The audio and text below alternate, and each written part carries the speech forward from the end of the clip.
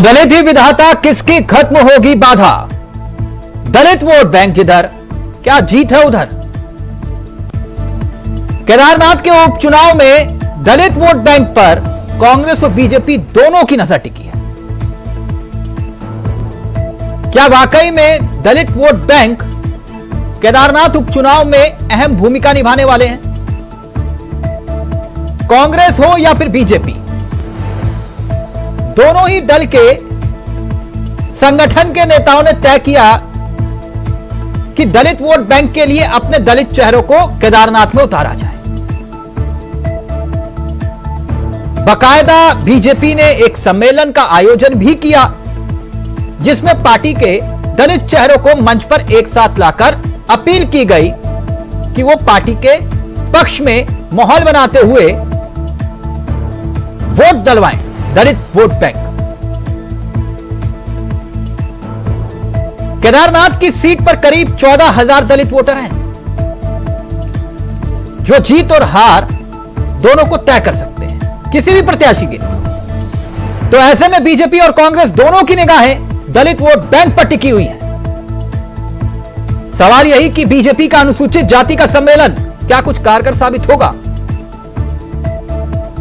चुनौती अग्नि परीक्षा संगठन के लिए और सरकार के मुखिया के लिए। आज इसी मुद्दे पर करेंगे चर्चा। हमारे साथ जुड़ेंगे मेहमान, लेकिन पहले यह रिपोर्ट देखिए।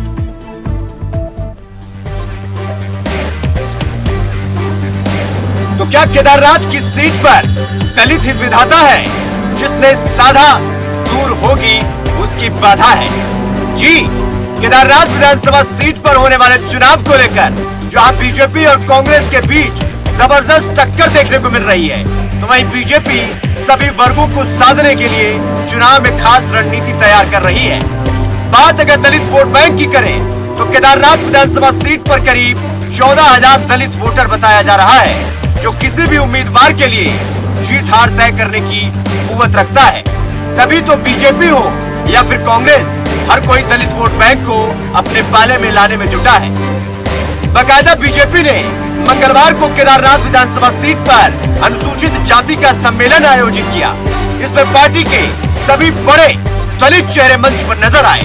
मुख्यमंत्री पुष्कर सिंह धामी, भाजपा प्रदेश अध्यक्ष महेंद्र भट्ट के साथ केंद्रीय राज्य मंत्री अजय टम्टा, धामी सरकार में कैबिनेट मंत्री रेखा तो मंच पर नजर आई। साथ ही बीजेपी के दलित विधायक भी मंच पर नजर आए, चाहे फिर वो विधायक खजान दास हो, शक्तिलाल दास हो या दुर्गेश लाल हो या फिर भोपाल राम टम्टा हो। यानी गढ़वाल मंडल के सभी विधायकों को बीजेपी ने अनुसूचित जाति के वोट बैंक को अपने पाले में लाने की जिम्मेदारी सौंप दी है। बाकायदा बीजेपी के गढ़वाल मंडल के सभी अनुसूचित जाति के विधायक केदारनाथ में ही डेरा डाल चुके हैं और अनुसूचित जाति के वोटरों से मिलकर गांव-गांव जाकर वोट भी मांगने का काम कर रहे हैं। भारतीय जनता पार्टी की जो विकास की नीतियों को देख करके, देश के यशस्वी प्रधानमंत्री की विकास की नीतियों को देख करके, हमारे प्रदेश के यशस्वी मुख्यमंत्री जी द्वारा जो अनुसूचित जाति वर्ग के लिए जो अवस्थापनाएं की जो योजनाएं थी, उनका जो यहाँ पे कुछ दिन पहले जो है यहाँ अनुसूचित जाति वर्ग की जितनी भी बस्तियां हैं उनके लिए जो उसकी घोषणाएं की गई और कई कार्य जो धरातल पे काम हुए हैं, पहले भी हुए, और इन तमाम चीजों को देख करके लोगों में एक उत्साह है। कांग्रेस से बड़ा बहरूपिया न कोई, पल पल रचता स्वांग निराले। जातिवाद वाली बातों को लेकर आने वाली अगर कोई पार्टी रही, बार बार जातियों के विभाजन की बात करने वाली कोई पार्टी रही, तो वो कांग्रेस पार्टी रही। संसद सत्र में भी राहुल गांधी जाति की जनगणना पर बहुत ज्यादा जोर दे रहे थे। तो इस तरीके से जातियों में विभाजन करने की जिसकी कूटनीति और राजनीति हो, लोगों में फूट डालो राजनीति करने वाले सिद्धांत पर चलने वाले आज हमको अगर ये राय दे रहे हैं तो उनका मानसिक संतुलन खराब हो चुका है। भाजपा जहां सभी वोट बैंक को साधने का काम केदारनाथ विधानसभा सीट पर होने वाले उपचुनाव को लेकर कर रही है, मगर कांग्रेस बीजेपी पर चुनाव जीतने के लिए साम दाम दंड भेद अपनाने का आरोप चस्पा कर वोटरों को पैसे के दम पर प्रलोभन देने का आरोप लगा रही है।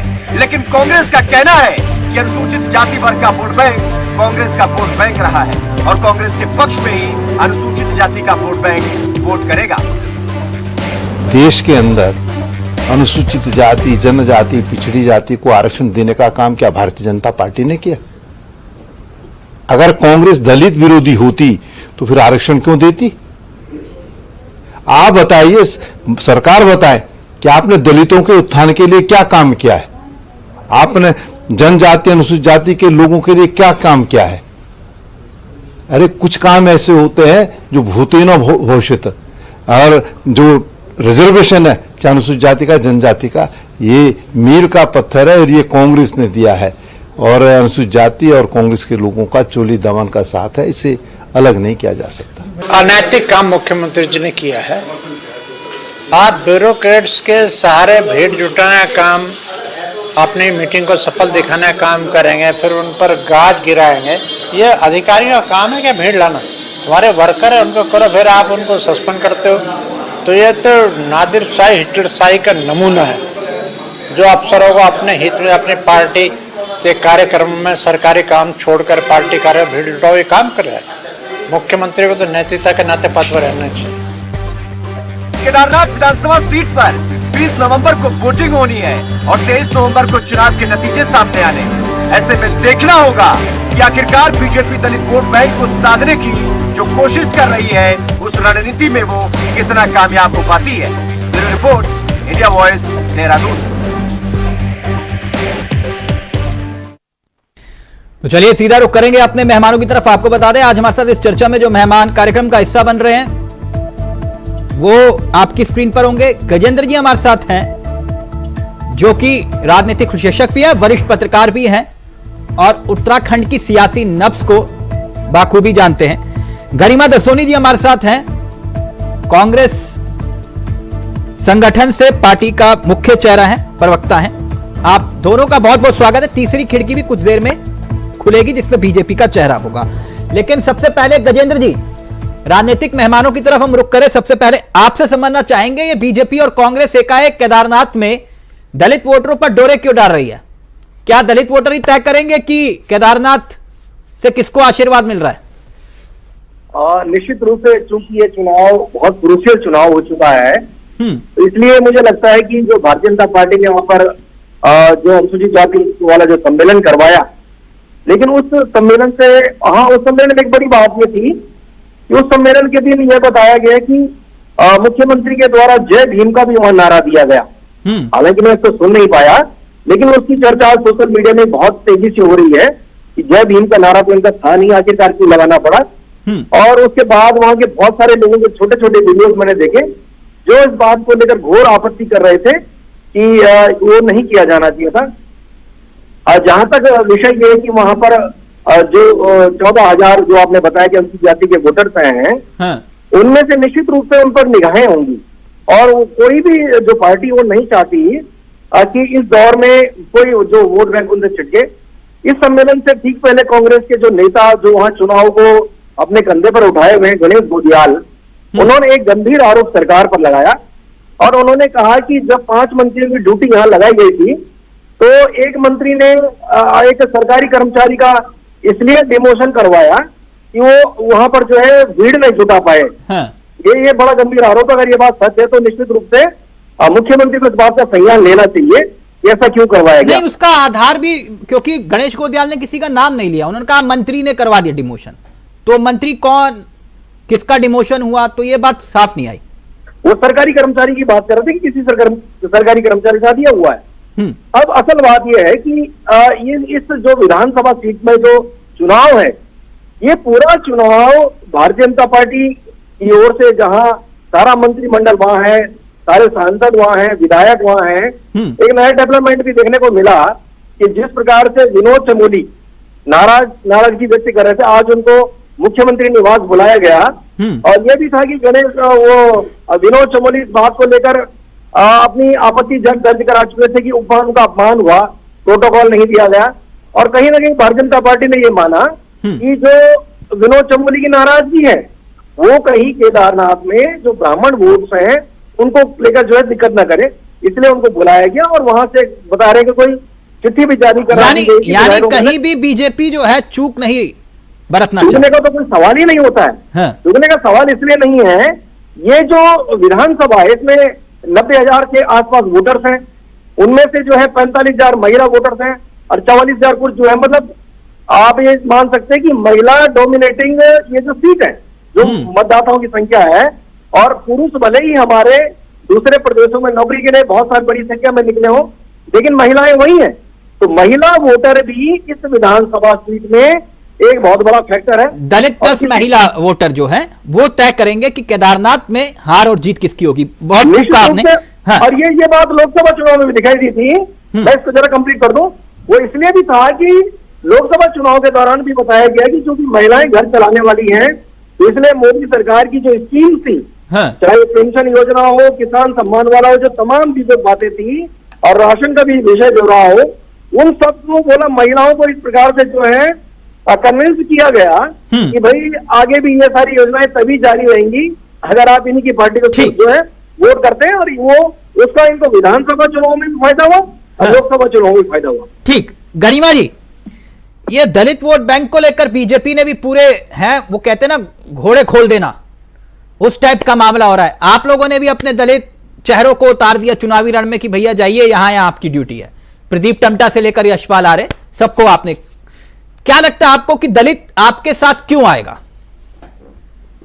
नहीं, आपने अभी मेरे नेताओं की बाइट अपने रिपोर्ट में सुनाई और मुझे लगता है बहुत साफ उन्होंने कहा कि अगर इस देश के अंदर दलितों के लिए कभी कोई योजना या आरक्षण का लाने का काम किया है तो वो कांग्रेस पार्टी ने किया। इसके अलावा Aadhaar, MNREGA, RTE, RPI, right to education, right to information, भोजन का अधिकार, ये सब चीजें, और कोरोना काल में तो मनरेगा संकट मोचक की तरह उभर कर आई, जिसको विफलता का मीनार जो है वो कहते थे मोदी जी सदन में खड़े होकर।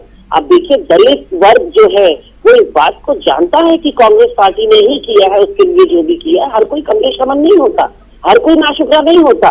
तो कहीं ना कहीं देखिए, पीठ पे छुरा भोंकने का तो सवाल ही नहीं उठता। जो दलित सम्मेलन उन्होंने कराया वहाँ केदारनाथ के अंदर, वो 24 सालों के इतिहास में पहली बार है कि किसी चुनाव के दौरान आप एक जाति और समुदाय विशेष का कोई सम्मेलन करा रहे हैं, अपने स्वागत में ढोल दमाऊ बजवा रहे हैं।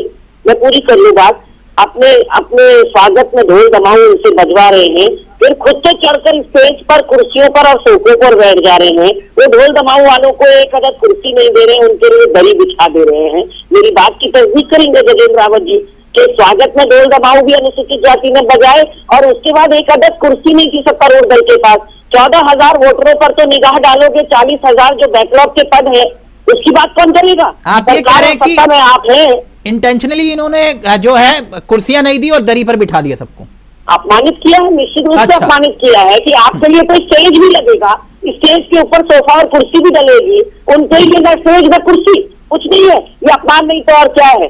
और मैं एक बात और बता दूं आपको, मंत्री गणेश जोशी की सभा में भीड़ न लाए जाने की वजह से उसी समुदाय के वीडियो को रेडियो बना दिया गया, मतलब प्रमोशन कर दिया गया उसका, और ये खबर आग की तरह केदार घाटी में फैली हुई है, पूरे केदारनाथ विधानसभा में आग की तरह फैली हुई है। हाँ। फिर एक अधिकारी, यानी गणेश जोशी की सभा में भीड़ नहीं आई, इसलिए जो है अधिकारी का डिमोशन हो गया।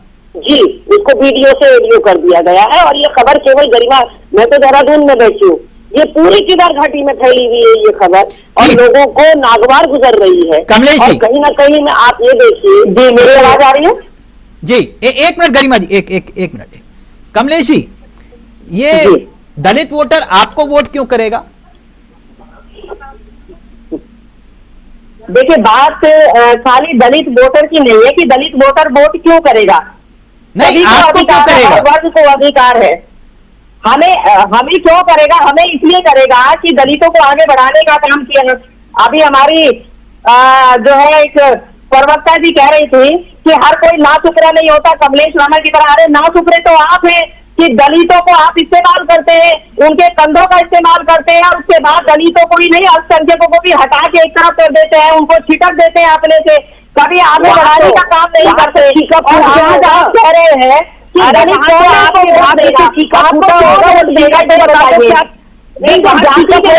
वोट मांग रहा है कांग्रेस से, क्या मिल गया? ये तो पार्टी जाति के नाम पर भर के झोला और कट्टे सब भर गए होंगे, घर में रखने की जगह नहीं हो रही होगी। नहीं, एक मिनट प्लीज, व्यक्तिगत नहीं होना। कमलेश जी, मुझे एक बात बताइए, कमलेश जी, आप ये कह रहे हैं इन्होंने भी तो अपने बड़े बड़े चेहरों को, यशपाल आर्य हो, प्रीतम सिंह हो या फिर प्रदीप टमटा हो, जो बड़े पिछड़े चेहरे माने जाते हैं, उनको भी तो रण में उतार दिया ना। कमलेश जी का फोन म्यूट हो रहा।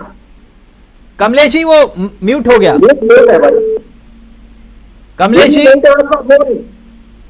लग रहा है कि हाँ, प्लीज कनेक्ट करवाइए, प्लीज कनेक्ट। गजेंद्र जी, ये तो मसला सियासी जंग से ज्यादा व्यक्तिगत जंग का हो गया है, जहां एक तरफ ये व्यक्तिगत कैंडिडेट का कहीं जिक्र ही नहीं हो रहा कि भैया ये कैंडिडेट, यहां जिक्र हो रहा है कि सीएम धामी की साख दाव पर, महेंद्र भट्ट की साख दाव पर, यहां पर यशपाल आर्य की साख दाव पर। खैर यशपाल आर्य की माफ करिए, वो तो हो नहीं सकती साख दाव पर, वहां पे तो मित्र विपक्ष का आरोप है। लेकिन यहां स्थिति जो दिखाई दे रही है केदारनाथ में, आपको लगता है कि एक तरफा मुकाबला अब नहीं रहा कम से कम? नहीं, मुकाबला निश्चित रूप से बहुत रोचक है, और उस रोचकता के पीछे एक नई चीज में निकल कर आ रही है कि भारतीय जनता पार्टी के लोग हरीश रावत का एक वीडियो चला रहे हैं। ये बड़ा इंटरेस्टिंग है। उस वीडियो में हरीश रावत कह रहे हैं कि आधी भाजपा जो है भाजपाइयों को केदारनाथ में हराने का प्रयास कर रही है, राधा जिताने का काम कर रही है। मतलब उन भाजपा की ओर से यह परसेप्शन दिया जा रहा है कि हरीश रावत का ये बयान धामी के पक्ष में, ये बड़ा इंटरेस्टिंग है। और इस प्रकार का इंटरेस्ट जो जिस प्रकार मैंने अभी बताया ना कि विनोद चमोली को मनाने का काम हुआ, तो जय भीम वाला जो नारा था उसको इंटरप्रेट करने का जो दूसरे अंदाज में बात आई वो है। और एक और जो चीज है, जिस चुनाव को जिस हम शुरू से कह रहे थे कि जो गणेश गोदियाल है, इस चुनाव को केदारनाथ की पिच पर ला रहे हैं। वो पिच बहुत गीली है, बहुत संकरी है, और उस पिच पर आज ये बता रहे हैं कि जो बद्रीनाथ केदारनाथ मंदिर समिति के अध्यक्ष हैं अभी वर्तमान में अजेंद्र जय, ये भी कूद पड़े हैं। उनका एक वीडियो वायरल हो रहा है जिसमें वो गणेश गोदियाल पर हमला कर रहे हैं, और गणेश गोदियाल ने भी उनको दोबारा से वो सोने का और पीतल वाला विषय जो है दोबारा से उछलने का काम किया है। तो निश्चित रूप से कोई भी तो दल है, सियासत की गीली पिच पर खेलना आसान नहीं दिखाई दे रहा। और दिलचस्प बात यह है कि कांग्रेस असल में केदारनाथ के मुद्दे पर ही चुनाव लड़ रही है। खैर एक मिनट, कमलेश जी आ रहा हूं, गरिमा जी उनकी बात पूरी होने दीजिए। कमलेश जी अब आ रहा है, हाँ अपनी बात पूरी करिए। दलित आपको वोट क्यों करेगा? बिल्कुल, देखिए दलित इसलिए वोट करेगा क्योंकि सबको साथ लेकर के चलने का काम भारतीय जनता पार्टी कर रही है, हर समाज को आगे लाने का काम कर रही है। कांग्रेस की तरह थोड़ी है कि उनके कंधों पे बंदूक रखी और उनको अलग कर दिया अपने से, और वो आगे ना दलितों को बढ़ाने का काम किया, ना अल्पसंख्यकों को बढ़ाने का काम किया। आज अगर कांग्रेस में ये कहे कि उनको वोट दलित करेगा तो उनको दलित वोट क्यों करेगा? क्योंकि दलितों को उन्होंने करे क्या उद्धार दलितों का, ये बताइए कांग्रेस के अंदर क्या दलितों का उद्धार किया? एक मिनट, ये जो जातियों के आधार पर बांटता है उसको क्या कहते हैं? हमने कहा कि हम जातियों के आधार पर वोट मांग ही नहीं रहे। नहीं, मैं आपसे पूछ रहा हूँ, ये जातियों के आधार पर बांट रहे हैं ना। अगर राहुल गांधी बात करते हैं, तो फिर वो जातियों के आधार पर ही तो बांट रहे हैं, जातिगत जनगणना की बात करते हैं तो। इनको आरक्षण किसने दिया? प्लीज एक मिनट गरिमा जी, मैं आपको पूरा मौका दूंगा, एक मिनट रुकिए प्लीज। उनको जाति जनगणना करानी चाहिए थी, उनको किसने रोका था? कांग्रेस तो आप भी करवा सकती है, कोई समस्या नहीं। मैं ये पूछ रहा हूँ कि ये जातियों के आधार पर अगर बांट रहे हैं, मेरी कमलेश जी बात सुनिए, ये जातियों के आधार पर अगर बांट रहे हैं तो ये देश में और ये आपसी भाईचारे पर खतरा है ना, ये तो कहीं ना कहीं। नहीं, कौन बांट रहा है? आप देख लीजिएगा, कांग्रेस वाले बांट रहे हैं ना, सपा कांग्रेस ये बांट रहे हैं ना। अल्पसंख्यकों के ऊपर जो है बंदूक रख के चलती है कांग्रेस, दलितों के ऊपर बंदूक रख के चलती है कांग्रेस, उनके कंधों को हमेशा इस्तेमाल करने का काम। सवाल को मैं अब मुद्दे पे आ रहा हूं, एक मिनट। आप कह रहे हैं, आप ये कह रहे हैं कि अगर ये जातियों के आधार पर विपक्ष बांटता है, एक मिनट गरिमा जी, मैं पूरा मौका दूंगा आपको, एक मिनट प्लीज बात आने दीजिए। इनको ये तो बताएं, ये जो बंदूक रख के चलती है अल्पसंख्यक, कौन सी बंदूक की बात कर रही है? किसने संपत्ति पे बंदूक रखी है? आप अपने समय पर बोलिएगा, मैं आपको वक्त दूंगा। करना जानते हैं आपने हर वर्ग को इस्तेमाल किया है। कमलेश जी मेरे सवाल का उत्तर दे दीजिए बस, फिर मैं उसके बाद गरिमा जी के पास जा रहा हूं। एक मिनट, आपने कहा कि ये जातियों के आधार पर देश को बांट रहे हैं, चाहे वो अखिलेश यादव हो या फिर राहुल गांधी हो, ठीक? तो मुझे एक उत्तर दे दीजिए, ये आप चुनाव के भीतर अनुसूचित जाति का सम्मेलन क्यों करवा रहे थे? इसका मतलब और मकसद क्या था? बिल्कुल, देखिए जब चुनाव होता है या चुनाव से पहले जब संगठन का संगठनात्मक चुनाव भी होता है, उसमें भी हर तरह से हर जितने भी वर्ग होते हैं सबको साथ लेकर के नहीं तो फिर ये अनुसूचित जाति सम्मेलन क्यों करवाया गया, मैं ये पूछ रहा हूँ। अगर तिलक जी हमने अनुसूचित जाति का वहां सम्मेलन कराया तो कांग्रेस के पेट में दर्द क्यों? मैं कह रहा हूँ कि आपने क्यों करवाया, उसका मकसद क्या था? सम्मेलन नहीं करवाया, उसका मकसद क्या था कि आप अपने दलित चेहरों को मंच पर एक साथ बिठा रहे थे, उसका मकसद क्या था? अनुसूचित जाति का सम्मेलन, उसका मकसद क्या था? मकसद है भारतीय जनता पार्टी का मकसद सबको साथ लेकर के चलने का है। मैडम तो फिर उसका अपने अपने मैडम उसका नाम होना चाहिए था सबका साथ सबका विकास सम्मेलन। मैं आपसे पूछ रहा हूं अनुसूचित जाति का सम्मेलन, इसका मकसद क्या था? आप इतना हिचकिचा क्यों रहे? खुलकर बोलिए। इसका मकसद सिर्फ चुनाव नहीं है, इसका मकसद है सबको साथ लेकर के चलना, सबका उद्धार करना, अनुसूचित जाति सम्मेलन लिखा हुआ था, योजनाएं लाना, उन योजनाओं को लोगों तक पहुंचाने का काम आप करें। अगर कांग्रेस करे तो कलेक्टर ढीला, और आप करें तो मतलब आप जातिगत सम्मेलन करें और जातियों के आधार पर विधायकों को एक साथ खड़ा कर दे और जाति के आधार पर मंत्रियों को नियुक्ति कर दे, तो फिर वो ठीक है। हमने तो कांग्रेस को नहीं कहा तिलक जी, हमने तो कांग्रेस को नहीं कहा। आपके नेता खुले मंच पर कह रहे कि जातियों के आधार पर कांग्रेस के ही पेट में दर्द है तिलक जी कि भारतीय जनता पार्टी ने सम्मेलन। आप खुलकर बोलिए ना मैडम, आप जातियों के आधार पर मंत्री भी बना रहे हो, जातियों के आधार पर विधायकों को भी भेज रहे हो और जातियों के आधार पर सम्मेलन भी हो रहा है। जातिगत राजनीति तो आप भी कर रहे हैं ना मैडम, ऐसे मत बोलिए ना कि हम नहीं करते, आप कर रहे हो, वो सबको दिखाई दे रहा है। खुलकर बोलिए। हम आरोप नहीं लगाते तिलक जी किसी के ऊपर कि अगर सम्मेलन कांग्रेस कर रही है तो हमने ये नहीं कहा कि आप क्यों सम्मेलन कर रहे हैं, हमने ये नहीं कहा दलितों का सम्मेलन क्यों कर रहे हैं, लेकिन आप आरोप लगाते हैं और आरोप का जवाब जब मिलता है तो पेट में दर्द होता है कांग्रेस। एक मिनट, मैं ये नहीं कह रहा कि मंडल कमीशन का विरोध राजीव गांधी ने क्यों किया था, मैं उस विषय में नहीं आऊंगा अभी। ठीक, जैसे कि आपने आरक्षण की बात की, मैं आरक्षण वाले विषय में मैं बिल्कुल प्रैक्टिकल व्यक्ति हूं। केदारनाथ की जनता मनरेगा के आधार पर वोट नहीं करेगी, मैं इतना तो जानता हूं। मेरी बुद्धि आप लोगों की तरह थोड़ी कम है, लेकिन इतना मुझे मालूम है केदारनाथ की जनता मनरेगा के नाम पर वोट नहीं करेगी।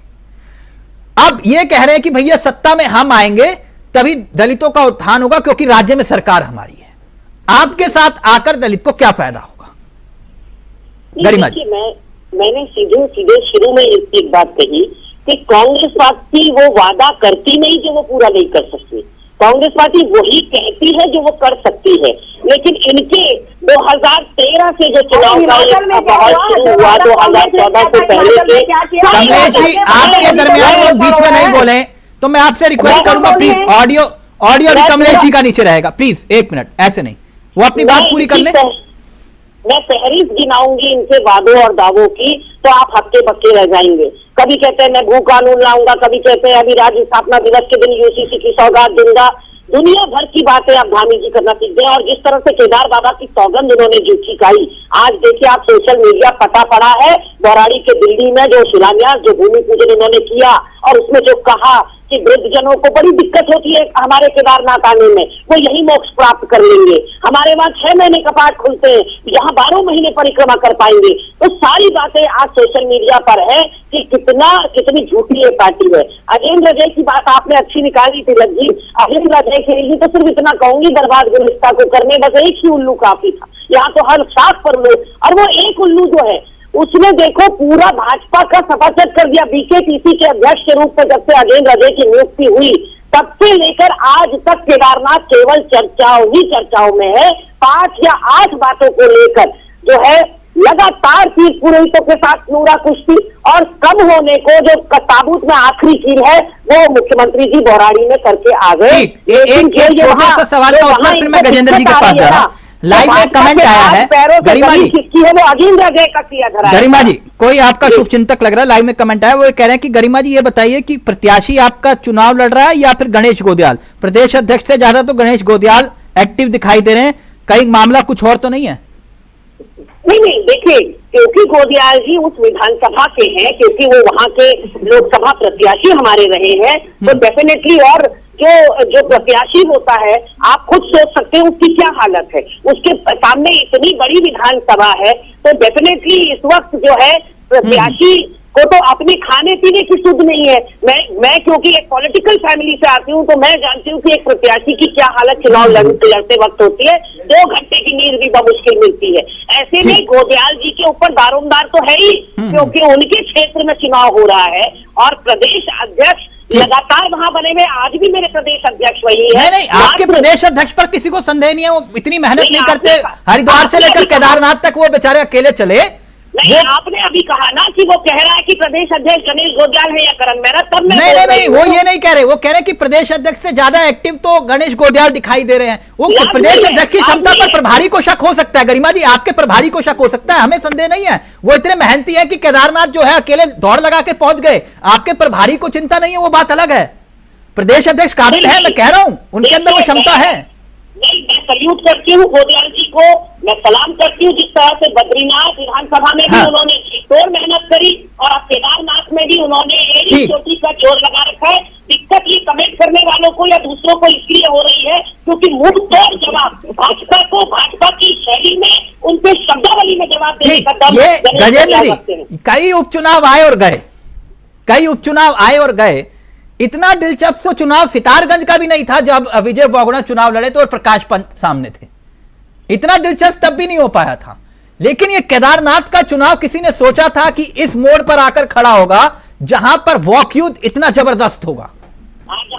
2022 में जितना वोट पड़ा उनमें से 71% पर तो भारतीय जनता पार्टी ने उस दिन कब्जा कर लिया था जब उन्होंने कुलदीप रावत से लेके और दूसरे तीसरे चौथे सब लोगों को अपने दल में मिला दिया था। तो उस दिन लग रहा था कि 71% जो वोट पाने वाले लोग हैं भाजपा के साथ है। लेकिन अब जो दलित सम्मेलन जो हुआ, अनुसूचित जाति वाला सम्मेलन, उसमें भी ये बात निकल कर आई है कि वो जो दलित वोट है उसमें एक बड़ा वोट बैंक वो था जो कुलदीप को वोट करता था, जिन्होंने 2017 और 2022 में कुलदीप को वोट करा। लेकिन अब उनका ये मानना है कि क्योंकि कुलदीप कैंडिडेट नहीं है तो हो सकता है कि भारतीय जनता पार्टी को लगा हो कि उस वोट बैंक को साधने के लिए भी ये सारे प्रयास किए जाए। जो बात आपने सिद्धार्थगंज की कही, सिद्धार्थगंज में तो चुनाव था ही नहीं, वहां तो जो कैंडिडेट था उसको ही दूसरी पार्टी से खरीद दिया गया था, इसलिए वो एक तरफा चुनाव था। लिहाजा जो केदारनाथ का चुनाव है, जितना मतलब इतना पैनिक हो जाएगा इसकी वास्तव में किसी ने कल्पना नहीं की थी।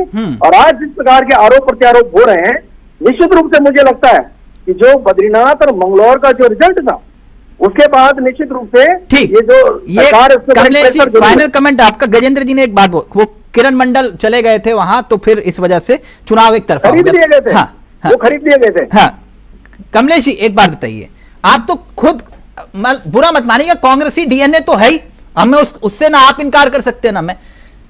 जो कांग्रेस की सबसे डीएनए बदल भी जाते हैं। नहीं बदलते मैडम, आप बदलना चाहे तो भाजपा ही कुछ भी कर सकते हैं। मैं ये कह रहा हूं आपसे कि कांग्रेस की सबसे कमजोर कड़ी जो है वो है कि एकता, इनमें एकता नहीं है। यही बात आप लोग कहते हैं, आप तो खुद ही उसकी भुगतभोगी है। मैं आपसे ये कह रहा हूं कि मंगलौर, बद्रीनाथ और केदारनाथ, यहां तो मसला एकता का ही दिखाई दे रहा है कमलेश जी, इसीलिए ये मुकाबला फंस गया है। वरना नहीं तो अलग अलग लड़ते तो आपको तो 2 मिनट लगते मामला सुलझाने में। नहीं, यहां तो सभी एक साथ एक छत के नीचे आ गए। और जय भीम का नारा ये आपको दिख रहा है तिलक जी, ये आपको दिखाई दे रहा है तो एक छत के नीचे है, लेकिन एक छत के नीचे रहकर ही वो एक दूसरे के पाले पे फुटबॉल फेंकने का काम करते, ये भी आप बनी बात नहीं। तो आपके यहाँ भी तो 2 टीमें काम कर रही है ना। और हमें कोई संशय नहीं है और हमें ना ही कोई किसी प्रकार का अचंभित है इस बात के लिए, ये चलता है। लेकिन भारतीय जनता पार्टी क्या वाकई में आप ये मानने को तैयार नहीं है कि केदारनाथ का मुकाबला फंस चुका है? आप ये कह रही हैं? क्योंकि कल तक यही था कि भाई एक तरफा जीत हो जाएगी, लेकिन गजेंद्र भाई कह रहे हैं कि नहीं, मामला फंस चुका है। कुछ नहीं पता है, वक्त इजाजत नहीं दे रहा, मैं वक्त से ऊपर चले गया। बहुत बहुत शुक्रिया गजेंद्र जी आपका, गरिमा जी आपका और कमलेश जी आपका भी बहुत बहुत शुक्रिया। तो केदारनाथ का चुनाव बेहद दिलचस्प मोड़ पर है। दलित ही विधाता, किसका खत्म होगा बाधा, किसकी खत्म होगी बाधा, ये एक बड़ा सवाल है। नमस्कार, जय हिंद, जय भारत, जय उत्तराखंड।